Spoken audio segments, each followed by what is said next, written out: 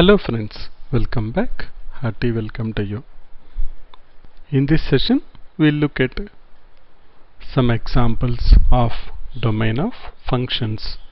We'll look into some examples which are not general, little bit typical examples.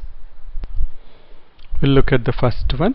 We have to find out the domain of square root of sine inverse 2x plus pi by 6. So let's write it down. We need the domain of square root of sine inverse 2x plus pi by 6. Now what are the constraints for this function that it cannot be defined? What I see is that any value inside the square root should be positive, should be greater than or equal to 0. So can I say that sine inverse of 2x plus pi by 6 should be greater than or equal to 0. That means sine inverse 2x is greater than or equal to minus pi by 6. Now also we know that the values of sine inverse 2x will be between minus pi by 2 and pi by 2, because we know that for sine function the domain is minus pi by 2 to pi by 2 and the range is between minus 1 and 1. So can I change it as now? Next step as we also know that minus pi by 2 is less than or also equal to sine inverse 2x less than or equal to pi by 2. Now combining these two, we can write down that minus pi by 6 is less than or equal to sine inverse 2x is less than or equal to pi by 2. Now if you apply sine on both sides, I will have sine of minus 30, that is minus 1 by 2, less than or equal to 2x less than or equal to sine 90, that's equal to 1. How we got that? We just applied sine on both the sides. Now I have 2x here, but I have to find out the values of x, so I will divide by 2. I will have minus 1 by 4 less than or equal to x less than or equal to 1 by 2. So the domain is minus 1 by 4 included all the values till 1 by 2, and 1 by 2 is also included. So the solution is minus 1 by 4 to 1 by 2. So the point we have to understand in this one is anything value in square root should be greater than or equal to 0. We also have to take into consideration how the sine inverse 2x values will be. The range of sine is minus 1 to 1 and the domain of sine is minus pi by 2 to pi by 2. So when we go to inverse function range is nothing but original function domain, that is minus pi by 2 to pi by 2. So applying that logic, we are able to find out the domain of this function. Let's go to the next function. We have to find out the domain of log of x plus 3 2 base 2 divided by x square plus 3x plus 2, which I can easily write it as x plus 1 into x plus 2. Now what are the constraints we have so that the function cannot be defined? The first thing I see that the denominator should not be equal to 0. Denominator not equal to 0. That means x plus 1 into x plus 2 is not equal to 0. So can I say that x is not equal to 1 and also x not equal to 2. So whenever x value becomes either equal to minus 1 and minus 2, at that time what happens is the denominator will become 0. Now what is the other condition we have? We know that logarithm of a function is only for positive values. That means x plus 3, whatever I have here, should be greater than 0.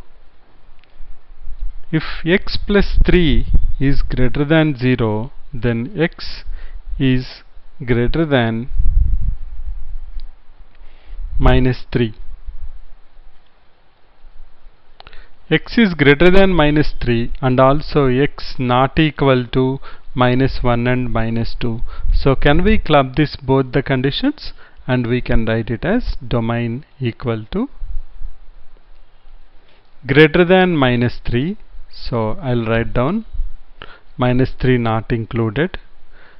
2 I can go up to infinity, all the values I can take. Only the thing, exception is I cannot have the values of minus 1 comma minus 2.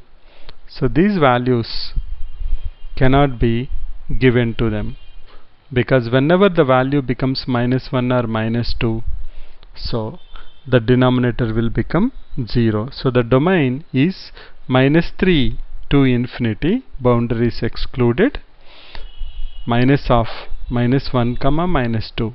So let's go to the next one. The logic we have to understand for logarithms is always log of a value, that value should be more than 0. Log cannot be expressed, for log value cannot be found out for negative or 0. Why? Because suppose I say log of 0 to base 2 equal to x, that means 0 equal to 2 power x. 2 power x, whatever may be the real value, it cannot be equal to 0 and also it cannot be less than 0. That's why the value of, if you are finding out logarithm of a particular value, the value should be always positive. It should be greater than 0. Now let's look at another interesting example, the third one. We have 1 by log 1 minus x to base 10 plus square root of x plus 2.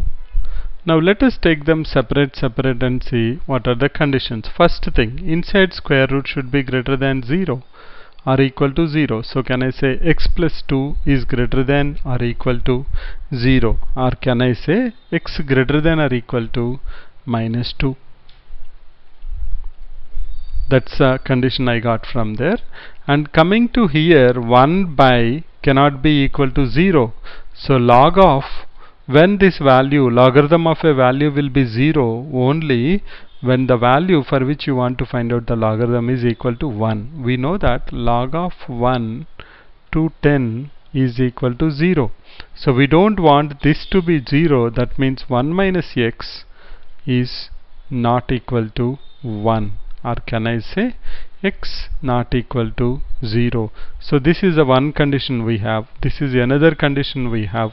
Let us also, we also know that logarithms can be found out only for positive values. That means 1 minus x should be greater than 0, or can I say minus x greater than minus 1 or x is less than 1. Now let's club all these three conditions.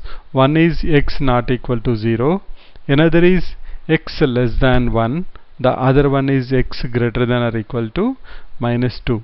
Clubbing all of them, what we get is greater than or equal to minus 2. So start with minus 2, and I can go up to 1 because it is x less than 1. Only the constraint is I cannot have 0. So 0 is not included in the domain, because if x equal to 0, then the denominator of the first part will become not defined. That means the whole function becomes not defined. So the solution for that is minus 2 comma 1, where minus 2 is included, because I can have square root of 0 equal to 0. When x equal to minus 2, square root will become 0. 0 plus 1 minus of minus 2 is 1 plus 2, 3. Log 3 to 10 is a positive value. So that's a real value at the end. So we are okay with this solution, that minus 2 to 1 minus of 0. Let's do one more example. y is given as square root of x plus 1 into x minus 3 divided by x minus 2. We already know that anything inside square root should be greater than or equal to 0, then only the function is defined. So can I write down x plus 1 into x minus 3 divided by x minus 2 is greater than or equal to 0. We can take the case of where both numerator and denominator are positive, numerator and denominator are negative, but the easiest way of solving this is just go for the real numbers minus infinity to infinity and find out the points which are important. X plus 1 equal to 0, x equal to minus 1, x minus 3 equal to 0, x equal to 3, x minus 2 equal to 0, that means x equal to 2. Now let's represent them on the number line. First I will have minus 1, after that I will have 2, then I will have 3, then I have infinity. So these are the points which are important. This how the total real number is divided into 4 intervals, 1, 2, 3, 4. Now we have to find out which interval out of this is true. If you are able to know one, we know that it's like switch on, switch off. So we have true, false, or false, true. So let's go ahead first. Always the easiest way to is put x equal to 0. If you put x equal to 0, we will have 0 plus 1 is 1 into minus 3 divided by 0 minus 2 is minus 2, which is greater than or equal to 0 because 3 by 2 minus minus cancels. You get 3 by 2 greater than or equal to 0. That means the interval in which 0 is present is perfectly true, satisfies this particular condition. So let us write there true. If I know that is true, the next one will be false, the next one will be false, and the next one will be nothing but true.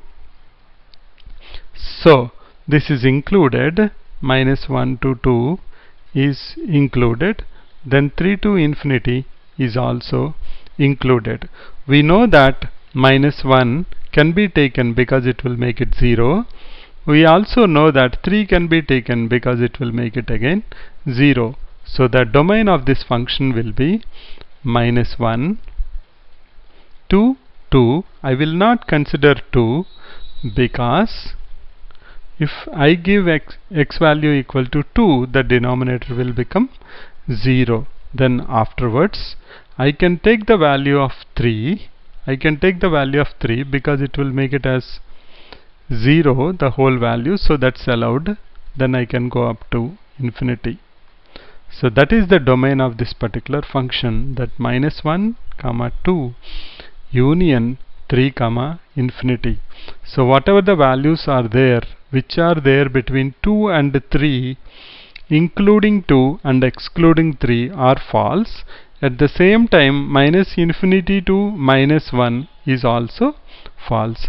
These are some examples of domain of functions. So in the next session we'll try to look into some examples where we can find out the range of some special functions.